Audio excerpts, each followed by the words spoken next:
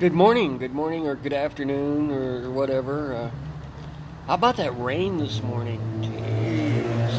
And I guess we're going to get some a little bit more tonight and tomorrow. So, this is the scene here at the Saturday morning place. Can you guess it? Can you guess where I'm at? It's a little cold, it's a little chilly, it's nice, it's sunny, it's partially overcast, and it's breezy, and it's really, really nice. And there it is. Welcome to sunny Southern California, where like it never rains. Boop. Hey, good morning, y'all. It's the Epic Beard and me, Dave, coming to you live from Orange County in Southern California. I was up real early. The rain actually did wake me up, and then so I got down to the garage and I got to farting around, and saw the rain stop, and it's like, wow, that's pretty weird. And that was like around 8 or so, 8:30.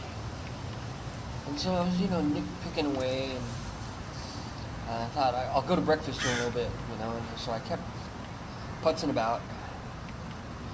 Got up inside the house and putzed around in there for a bit. Realized, oh my God, you haven't eaten.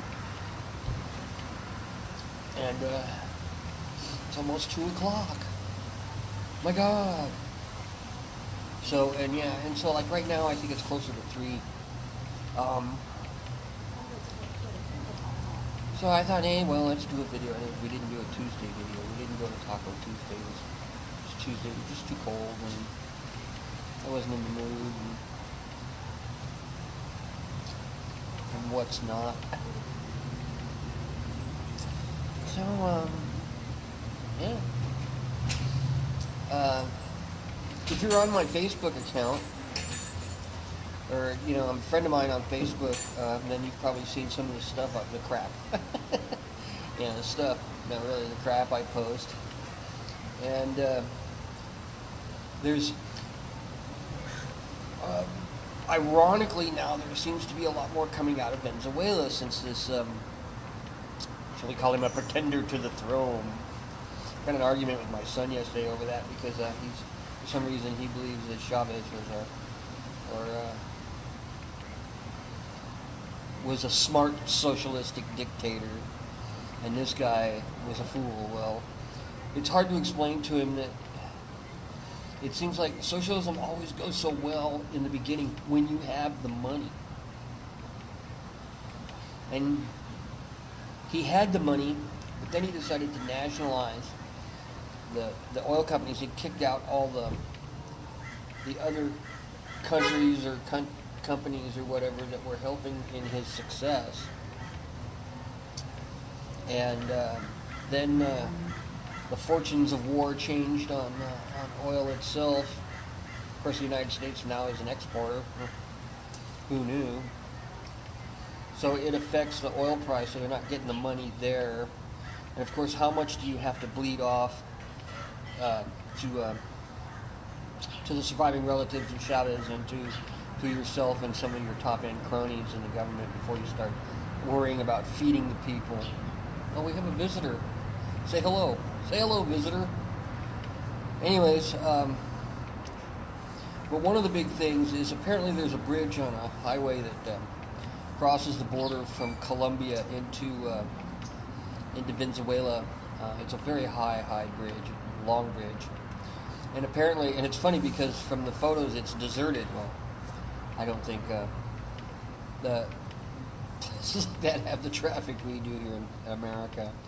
But it's, he has had the military has moved in sea containers and an oil tanker and, or a fuel tanker, and other things in K-Bar, and they've erected, believe it or not, they've erected a fence.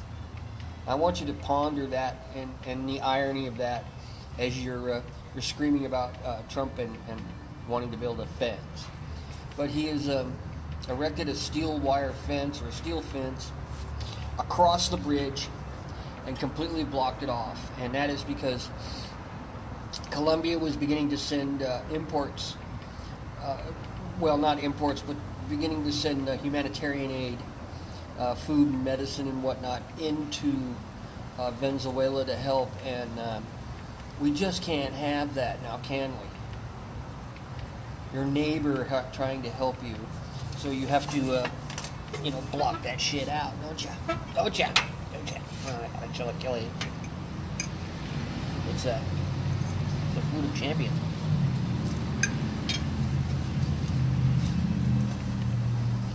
So then, and boom, God bless socialism. I think if Trump controlled any of the press, him and the Republicans should be driving that home, and any other sympathetic Democrat that doesn't want socialism in their country. And you and I should be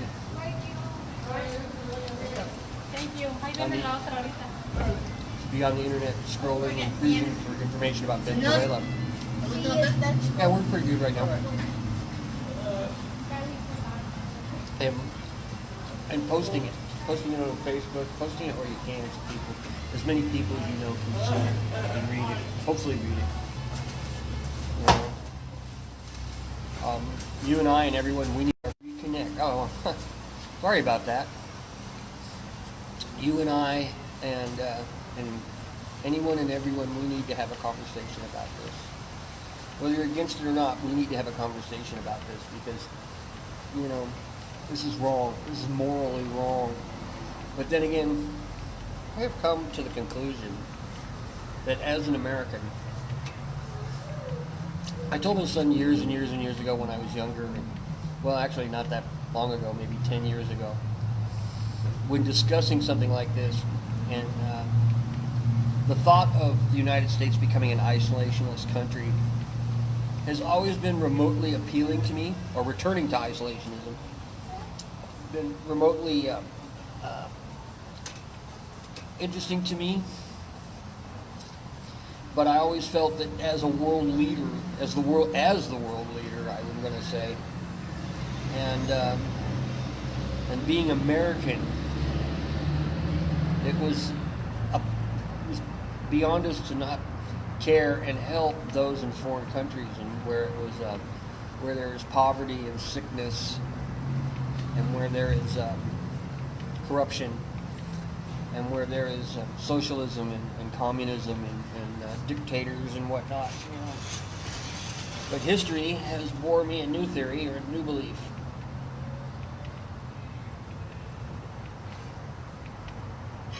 You see, it seems like almost every time we go in to help, they're screaming for us to come in and help. And when we get there, they want to kill us. And they want us to leave. And they call us dictators, and they call us empire builders and imperialists and whatnot. Americans are not. So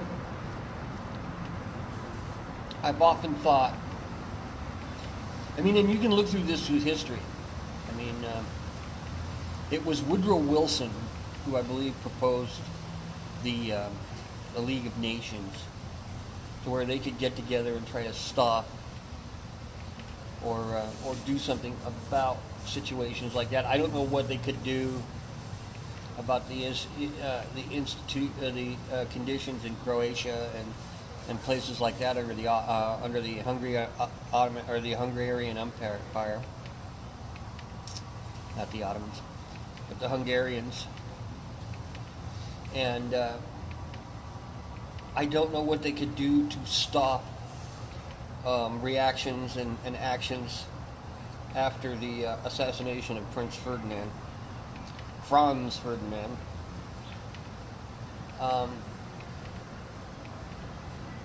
They obviously couldn't do anything or wouldn't do anything or whatever about Hitler's incursions and I'm going to say this, and I have British friends, and I like British people. I like Great Britain, and that limited empire. But I'm going to say that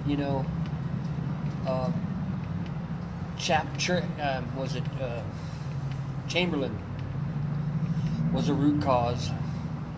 Appeasement didn't work. Appeasement never works.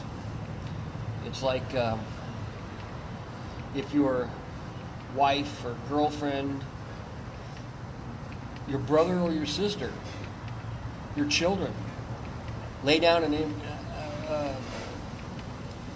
oh God, I just had the word, an ultimatum. It's either them or the highway. Well, load up the car. Or load them up in their car and send them on their happy, merry way. Because once you cave to an ultimatum, you're going to be doing nothing but, appeasing all the way out until it's way too late and things are hopelessly and haplessly ruined. Someone once said that, I said that to him about that you gave me an ultimatum. He said, no, I gave you a choice. My choices were not really choices. They were demands, and they were finite and very simple. There was no room, there was no discussion. It was going to be like this, or it was not going to be like this. And that's called an ultimatum. You can look it up in the dictionary. So, we as a people, American people, we actually care about the world. We really do. We care about everybody. Americans are really good, kind people. Our government may be a little bit misguided at times. And there's the old saying that the road to hell is paved with good intentions. And yes, we may have good intentions from our government and from our people that just don't work. And I think we need to be more realistic. And I think our people need to wake up and look at the history of our involvement, big involvement in the world, and say, I think we're done. I was watching a comedy bit, a British comedy bit, and a former British soldier of the Great War, and the American called it the war from 1817 to 1818 or 1819 or something, or 1816 to 1819. And he looked at it, that's 1814 or 1914 to 1917 or 1818. And then he mentioned the Second World War, the war from 41 or 42 to 45, and his son turned and says, that would be the war from 1939 to 1945. And the British gentleman was, the Yanks are late again. And then a Frenchman got involved, and he was insulted because the French didn't do enough themselves, even in both wars. It's weird attitudes like that.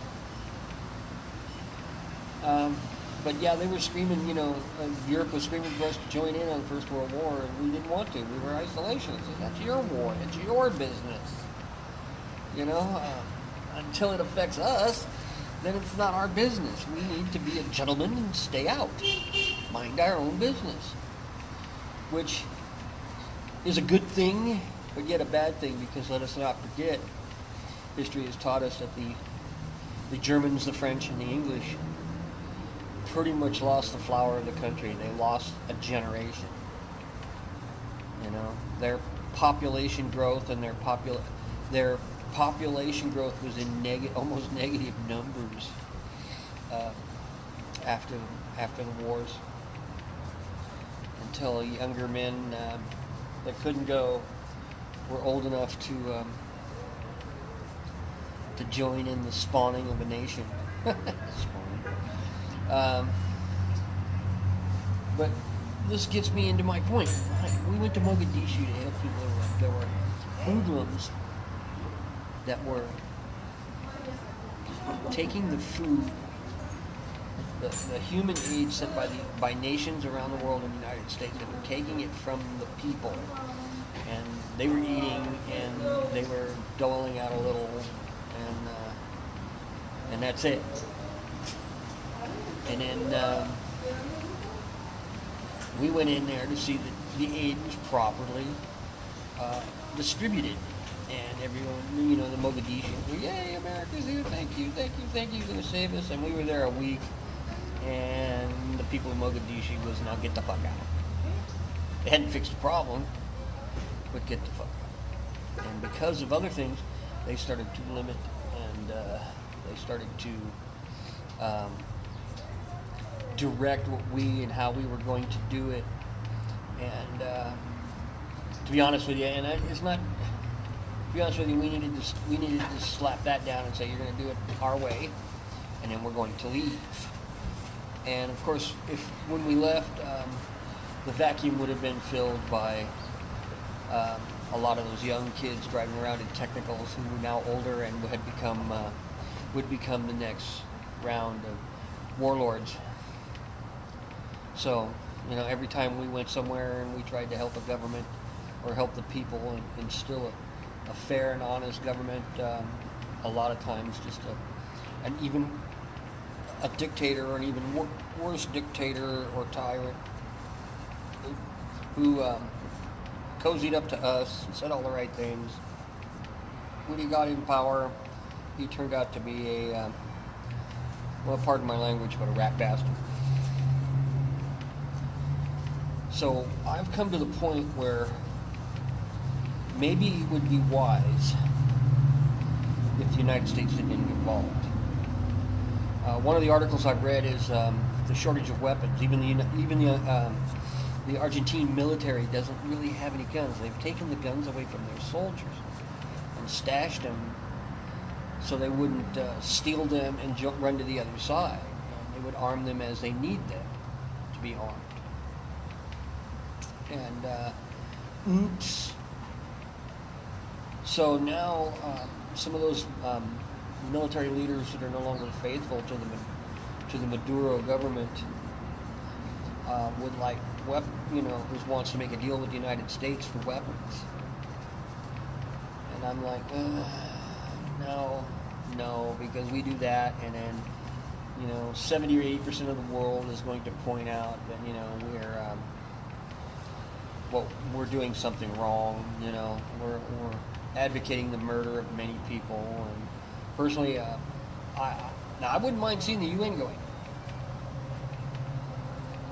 United Nations goes in on their own, and not like they did in Korea, but go in and sweep the government clean and reestablish order and democracy, or at least, a republic. And clean the place up and get the food in and but you can't just say, hey, we're going to send humanitarian aid and they're going to put some guys to protect it, and then they're going to get shot to hell and the food taken and medicine taken and whatnot. So, and then of course then we have Trump, and everyone's going to say, oh, that was like Trump's a Nazi, and what's he going to do about it? Well, you don't know this, but Trump has sent an American hospital ship, Navy hospital ship, to Venezuela because people are dying from all sorts of things besides starvation. The United States has just committed 300 and some million or something like that in aid, food, and medicine. It's about double what Canada has pledged. They're like 95, 98 million in, or maybe it's billion, I don't know, in aid to Venezuela. But, personally, I think it's a job for the UN. I think at times the United States needs to step back and step out, and in certain areas where it affects the United States, we should go in.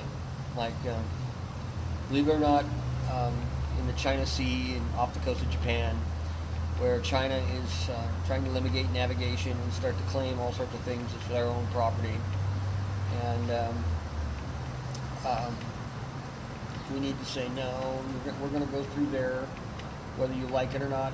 It's a free and open ocean. You have a 5-mile limit, and these islands are not yours, and these are not yours. And I don't know what to do about them building islands, because that's one thing they're also doing. They're building artificial islands.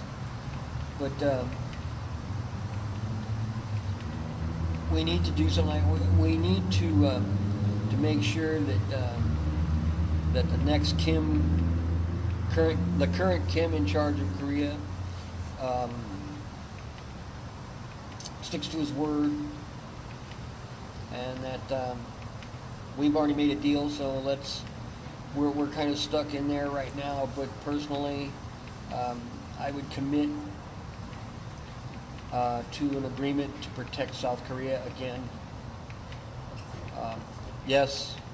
Yes, I believe that we should deny the right of the South Korean people to be under the Kim regime. I wonder what would happen to South Korea if Kim were to actually take it, re-invade, and nobody does anything, and they take the southern tip of the what is it, isthmus or whatever it is, peninsula, and does it evolve back into the primitive little country that North Korea is? Does it move a lot of that up to North Korea and start getting in there? And do they use all the businesses and whatever, the cell phones, the animation artists, the cars, other manufactured goods? Do they say that, or do countries like us and other democratic countries in the world, or republics or free countries in the world, say, nah, you took that by force, we're not going to buy your shit anymore, and demand the expulsion of Korean cars and Korean phones and Korean manufacturing, Korean offices, Korean banks, everything from their country. No more Korean airline landing in LA. Not until at least South Korea is returned. You tell me, which would you rather have? Which would you rather have? Would you rather have us not do anything, or would you like to spare the people the indignity of becoming a worshiper of the name Kim? It's your call. It's your call. It worked in Korea, didn't work so well in Vietnam. But that's kind of my point. If I'm making a point at all, is American involvement really that necessary? Do we need to give that much money to foreign aid to countries that basically don't like us?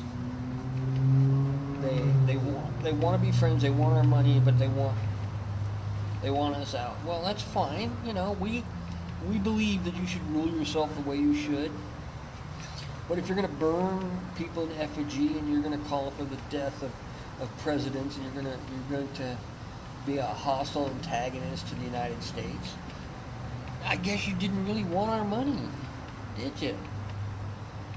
So, goodbye. I'm going to recommend a good book that you should read, and read more than once. There was a movie out many years ago called The Very Best Men with I can't remember him. He played Jason Bourne, and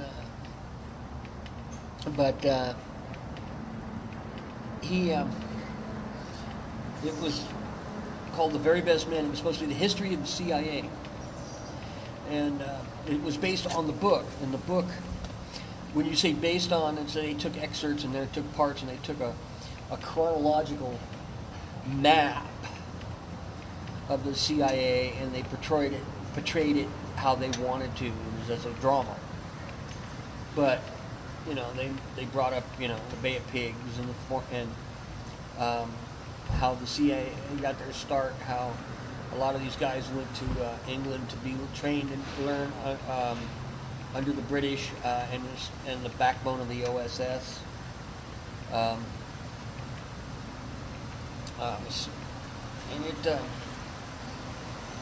the book itself, actually, the author was invited actually to come in and go through the archives of the CIA from that point out to 70 something, and he did a very thorough. You should see there's all sorts of notes and whatever, and what symbols. It'll take you down to a reference, and then it'll take you to a page, and it'll give you more information on the reference, and it's on books and case studies and files in the CIA or about the CIA that it referenced, and biographies or whatever of the certain main players in the book. But it tells a really a great history of the CIA. Oh my God. They mention a young Bush. They mention a young Haldeman, was it?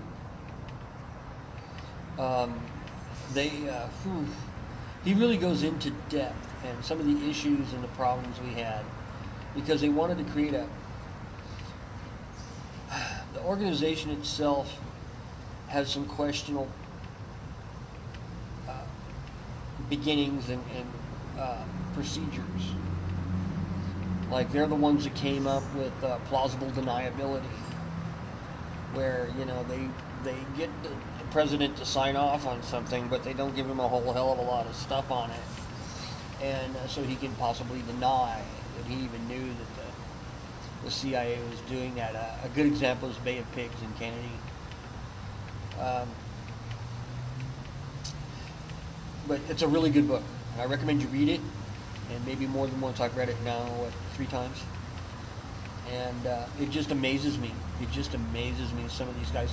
These were some of the brightest men in the United States at the time. They were all veterans of the Second World War. Either they were in combat, or they were in the OSS, or they worked for the government offices. One guy, a guy named Bissell, he was responsible for logistics and moving ships and whatever around to various countries around the world to bring in coal and ammunition and food and all these other things. He put together convoys, and the guy was brilliant. I mean, he kept a lot of it in his head, believe it or not. He was just that smart, and his brain worked at that level.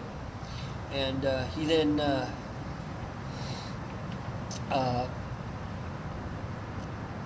started working for the CIA in special projects. And this is the guy that brought us and gave us the U-2. And this is the guy that brought and gave us the SR-71. And how he got that through Congress and paid for, and how he got it done. Actually, in manufacturing world, things were done pretty quickly with those. And there were just amazing technology that came out of it. Before he became director of the CIA, and I think he got stuck with Bay of Pigs.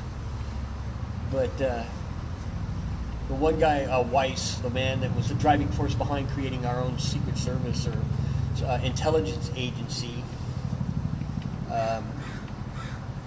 was an OSS operative in Europe during the Second World War, and is basically the same guy that I can't remember his name, but the star of the movie. He was a guy that was recruited and brought in, and it also says a lot about American society, especially amongst some of the rich and some of the more affluent people, that especially his family and some of the others who his family was into lumber down in the South. They owned lumber mills, and they made quite a bit of money, and but it had and it had been in the country since the formation of the country, and they had a long history of, there were those that ran into the business, there were those that went to college, they all went to college, and there were those that advanced through there, I believe, into education and whatnot. And then there was that part of the family that was, and it was expected in the family that some of you will do this, some of you will do that, and the rest, and some of you will get into civil service and giving back to the people. And their history is in governance or departments of the government is well documented, and apparently a pretty proud thing to bring up. I mean, they really tried to do their best for people where they went and where they could. And so when the war broke out, this guy just ran off and he ended up joining the CIA or the OSS, and then he became a big push for the CIA, and because he felt it was necessary. And and I'm going to have to agree with this, because some you say that, well, you get down on the CIA, whatever. Well, you should really want to get into that, and then study the KGB. KGB was ruthless. They employed all the methods we used because we copied them from them. But they were more brutal. They were more unforgiving. They were deadlier. And what they would do to influence people, I don't think we would use as much heavy blackmail and like light torture to get somebody to do what we wanted them to do. We still had our American way. But Weiss felt that America needed something that would operate on the same level as them, because this wasn't a kid's game. This wasn't being a gentleman here. It's like fighting a war and calling recess during it, or having rules. Yeah, there are rules of war, but when the bullets and everything starts flying, a lot of those rules go away. They really go away. It's wrong. Yeah, it's wrong. But until you've experienced it, until you've been there, and until until you understand a lot more than I do about what goes on out there,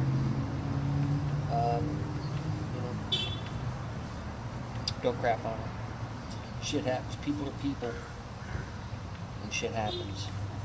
And when some of that stuff happens to friends of yours or a family member, then you tend to be a little angry, a little hurt.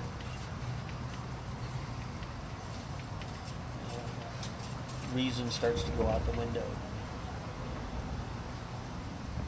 So, yeah, think about that sometimes when you're thinking about what's going on in some of these foreign countries where we have servicemen. We need to recall those guys. We need to bring them all home. We need to position or have them ready to go in to protect American interest, period. And I don't care what Kuwait or Iraq or Iran says, if you want an embassy, we'll start one. If you want to take them prisoner, you're going to lose a lot. You're going to lose a lot. And unfortunately, many people who were not interested in something like that are going to get hurt. We couldn't, in the Second World War, we couldn't just kill Hitler. In Korea, we couldn't just kill Kim. In Vietnam and Korea, we couldn't kill Mao or Brezhnev or even Stalin